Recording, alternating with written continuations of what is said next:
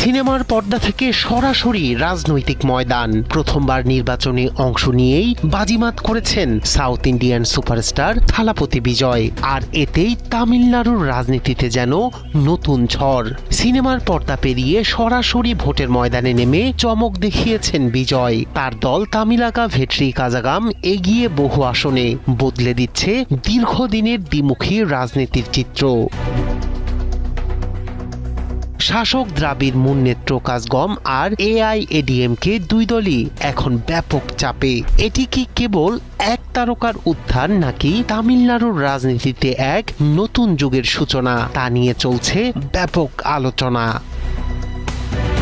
তামিলনাড়ুর রাজনীতিতে এবার একেবারে নতুন চমক। সিনেমার পর্দা থেকে সরাসরি নির্বাচনে অংশ নিয়েই আলোচনার কেন্দ্রে থালাপতি বিজয়। সোমবার সকাল থেকে শুরু হওয়া ভোট গণনায় ধীরে ধীরে স্পষ্ট হয়েছে এক নতুন সমীকরণ। সর্বশেষ ট্রেন্ড অনুযায়ী বিজয়ের দল তামিলাকা ভেট্রি কাজাগাম এগিয়ে রয়েছে 100-রও বেশি আসনে। যেখানে সরকার গঠনের জন্য প্রয়োজন 118টি আসন, সেখানে এই ফলাফলই বলে দিচ্ছে প্রথমবার বড় চমকের পথে হাঁটছেন এই সুপারস্টার রাজনীতিক।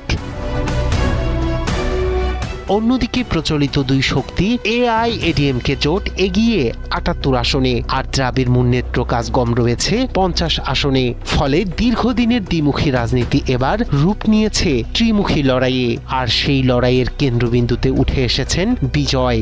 নিজেকে প্রত্যেক তামিল পরিবারের সদস্য হিসেবে তুলে ধরে প্রচারণা চালিয়েছেন তিনি। শুধু তাই নয়, শাসক দলকে সরাতে হুইসেল রেভলিউশনের ডাক দিয়ে ভোটারদের মধ্যে এক ধরনের আবেগ ও প্রত্যাশা তৈরি করতে সক্ষম হয়েছেন এই নায়ক। তার এই কৌশল অনেকের কাছে স্মরণ করিয়ে দেয় জয়ললিতার 1991 সালের নির্বাচনী লড়াইকে, যখন জয়ললিতা একাধিক আসনে প্রতিদ্বন্দ্বিতা করছিলেন। এবারও সেই পথেই হাঁটছেন বিজয়। তিনি প্রতিদ্বন্দ্বিতা করছেন দুটি আসন, পেরাম্বুর এবং পূর্ব তিরুচিরাপল্লী থেকে।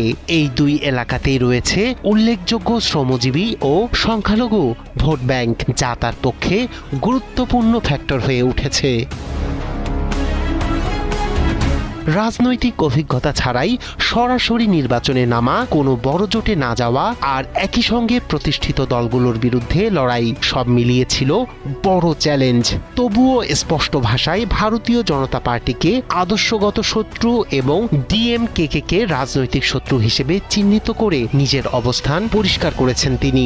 নির্বাচনী প্রতিশ্রুতিতেও ছিল আলাদা বার্তা। স্নাতকদের জন্য মাসিক ভাতা, নারীদের আর্থিক সহায়তা, বিয়েতে স্বর্ণ ও শাড়ি উপহার এবং সরকারি পরীক্ষা সময় মতো নেয়ার প্রতিশ্রুতি, এসবই তরুণ ও মধ্যবিত্ত ভোটারদের আকৃষ্ট করেছে বলে মনে করছেন বিশ্লেষকরা। এর মধ্য দিয়ে তামিলনাড়ুর রাজনীতি দেখছে এক নতুন অধ্যায়ের সূচনা, যেখানে এক অভিনেতা হয়তো হয়ে উঠছেন আগামী দিনের ক্ষমতার কেন্দ্রবিন্দু।